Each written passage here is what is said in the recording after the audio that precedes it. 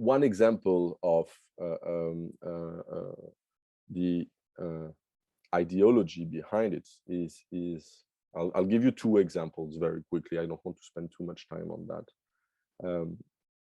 Management, as you described it, and as I described it, is often seen as a technique or an art, as Mohamed said in the chat with his definition of management. He said management is an art, a technique, a method, a process.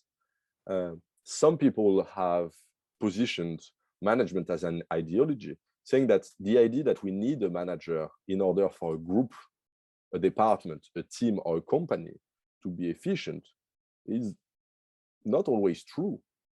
You know, you've been able in your life to get organized together without having a manager. You know, you don't always need a manager. You need rules, you need objectives, you need motivation, you need energy. But the idea that you need someone to check on your work, to tell you what to do, to tell you you were late this morning, or to tell you you cannot leave at 5:30, you have to leave at 7, that's how you work, to control you, assess you. That's a certain way of seeing the world. And some people have said that it's an ideology that we call managerialism. Managerialism is the ideology that any project, any team, any group, any person needs to be managed by someone. And this ideology was made very, very visible when Margaret Thatcher became Prime Minister in the UK in 81, where they started to apply that logic everywhere in the public service. So all of a sudden, you had to manage, academics, professors. You had to manage doctors, hospitals. You had to manage every public service everywhere. You needed a manager to optimize, streamline, to be efficient. And that's a certain way of seeing things. For a long time, scholars and doctors were able to do their job without having a boss who would look if they would meet their objective and be efficient. It's a very specific way of seeing the world, the idea that we have to be managed in order to do something. It's almost a kind of a suspicious approach that if I don't have a boss, I'm not going to work. That I need a boss who's going to check when I arrive and when I leave. That I need a boss in order to do a Monday meeting to see where everyone is or to coordinate, as if we were not able to coordinate together. It's a certain way of seeing the world to say that you need it everywhere.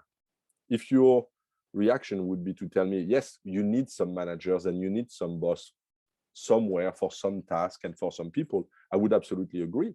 But the managerialism is the idea that everyone everywhere needs a manager. And that's a very specific way of seeing the world. The very dominant ideology today is not that. It's very much what the European Union itself has called the entrepreneurship society. That's the strategic objective for the European Union for 2030, is to make us into an entrepreneurship society. It's a very, very political view that we should all be entrepreneurs and that entrepreneurship is a good thing. It translates very, very concretely. French people will recognize here our French president, and he said that, and that's a quote. I can send you the video if you're interested. He said, "I want France to be a startup nation, a nation that thinks and moves like a startup." So you see, entrepreneurship is not just some people who create a company. It becomes a mode of thinking, a mode of acting. It becomes a political project.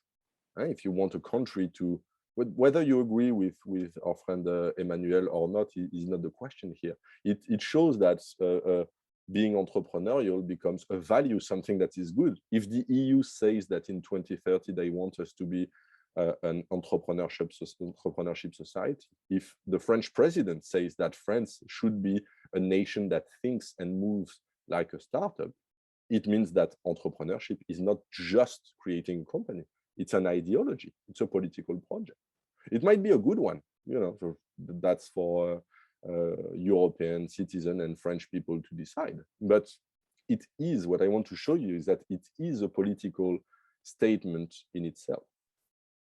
So the first job of critical thinking is to see politics behind apparently neutral techniques, and to see that it relies on values, assumptions, a certain vision of the world, a certain ethics. So first, in order to be critical, it's acknowledging politicization.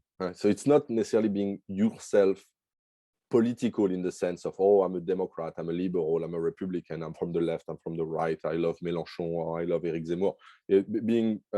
Acknowledging politicization is to recognize that everything has a history and has values that are embedded within it, and that we need to discuss them. We need to make them visible, and then we can discuss them and debate them. So it's a bit about being clairvoyant about the politics behind it. The second thing is, second skill that we're going to try to develop in this course is lifting the veil of rhetorics.